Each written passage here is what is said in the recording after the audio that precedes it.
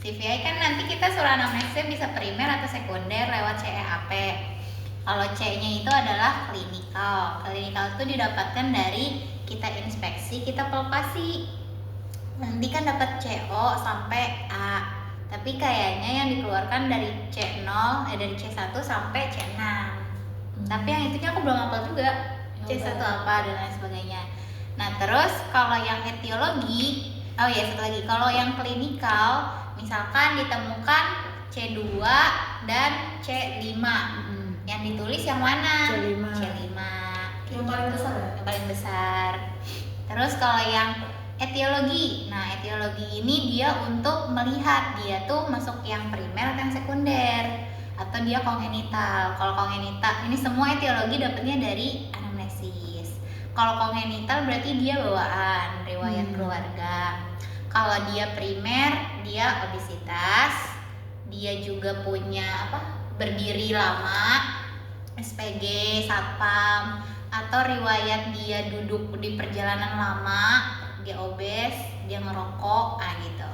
Dia punya penyakit. Kalau dia punya riwayat penyakit, masuknya sini sekunder.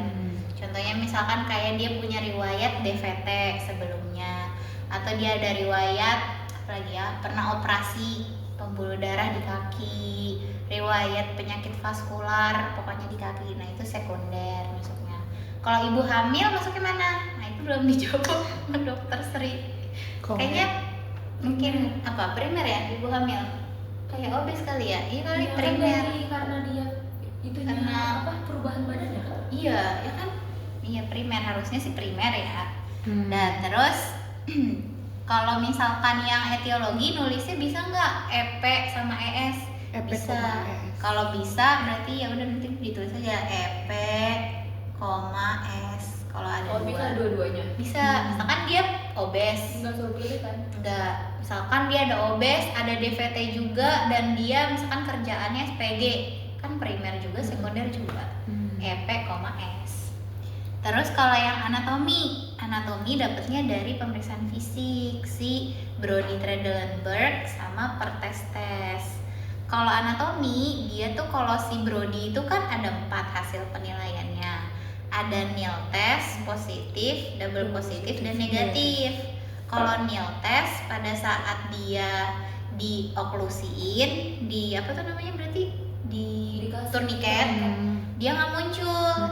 Pas dibuka juga nggak muncul nil test. Nah, berarti kalau kita dapat nil test nulisnya anal, karena dia bukan kenapa-napa.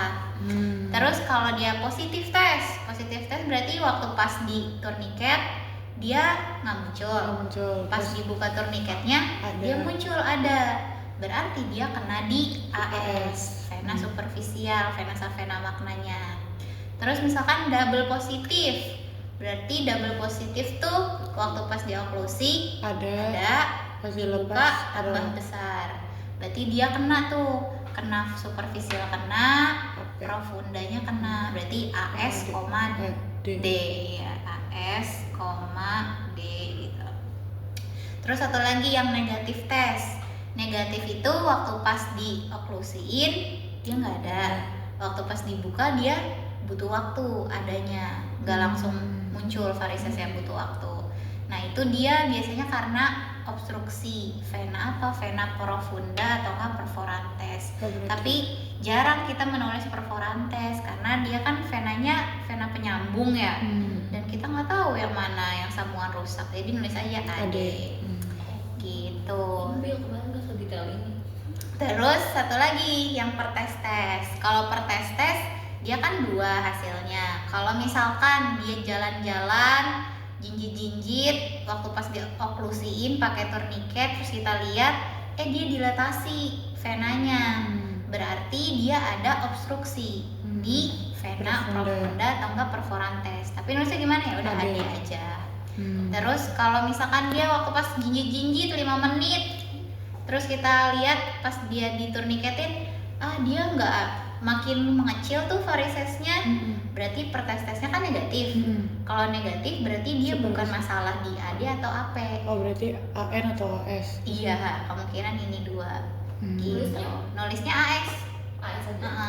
Karena nanti akan diperkuat sama Brody biasanya. Oh, jadi itu gabungan antara itu Iya, ya. jadi pokoknya kalau per tes positif, AD ini dia masalah di AD atau nggak di AP, bukan di sini. Kalau Brody dia lebih ke arah sini nih, AS. Kalau Brody-nya double positif, baru ini kena, AS kena, AD kena. Oke. Terus satu lagi patofisiologi. Patofisiologi itu dapatnya dari PF juga, TAP test sama Brody yang double positif. Kalau patofisiologinya misalkan TAP test kan kita pencet di SFJ, terus satunya lagi di varisesnya, kita ketukan tuh, ada nggak kayak getaran? Nah kalau ada getaran berarti reflux, PR nulisnya. Jadi kalau TAP test positif, PR nulisnya reflux. Tapi kalau TAP test negatif, obstruksi. Brody-nya positif pasti. Nah, Brody-nya tadi gimana ya gitu. Terus habis itu misalkan PRO, bisa nggak PRO? Bisa, reflux dan obstruksi. Nah, kalau dia reflux dan obstruksi, itu akan dikuatkan dengan pemeriksaan ini, Brody Trendelenburg-nya double positif. Karena kan double positif kena, AS kena, AD kena. AS itu temennya reflux. AD itu profunda temennya obstruksi. Makanya kita nulisnya PR, O. Oh, berarti reflux obstruksi. Berarti kalau misal Brody-nya double positif, TAP testnya positif, itu PRO juga gitu. Gimana? Brody-nya double positif. Terus per tesnya?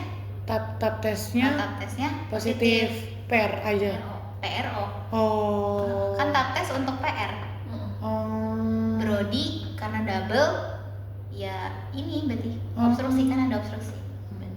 PRO. Oh, berarti kalau yang Brody sama per tes juga gitu, yang anatomi. Iya benar. Kalau satunya udah positif, satunya ada 2 gitu. Berarti ambil dua-duanya. Benar. Gitu. Intinya per tes untuk AD menguatkan dia ada obstruksi di AD. Brody lebih ke vena superficial. Kecuali Brody-nya double positif. Nah, terus habis itu ini deh, kalau ini kayak cara cepetnya. Kalau misalkan kalian udah dapet nih waktu pas di TAP tes di perkusi, dokternya bilang TAP tes positif, berarti di otak kalian udah PR ini. Kalau udah PR udah pasti AS-nya ada, gitu. Terus kalau misalkan TAP tesnya dokter bilang negatif, nah itu kemungkinan untuk PO, tapi kan harus dikuatkan dengan Brody-nya. Brody-nya apa? Jangan-jangan nil tes. Kalau nil tes kan kalian nulisnya ini jadinya. Oh iya. Gitu. Jadi tergantung.